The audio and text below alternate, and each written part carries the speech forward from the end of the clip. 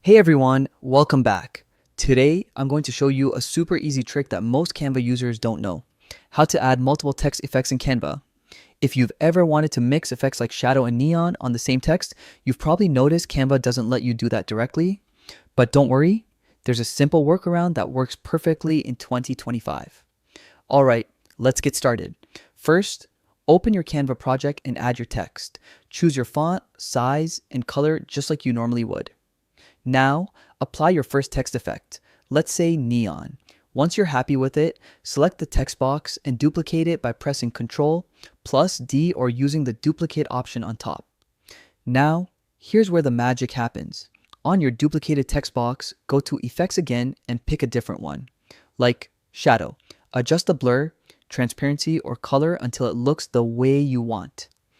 Next, carefully layer the second text on top of the first.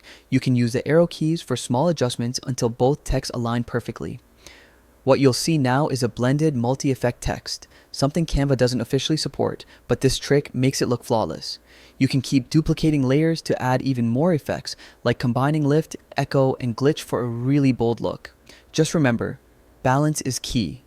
Too many layers can make your text look messy, so experiment and find what fits your design best. And that's it. You've just learned how to combine multiple text effects in Canva using simple layering. And it's quick, effective, and looks super professional. Perfect for thumbnails, posters, and social media designs. If you found this helpful, don't forget to try it out right after this video. Thanks for watching, and I'll see you in the next one.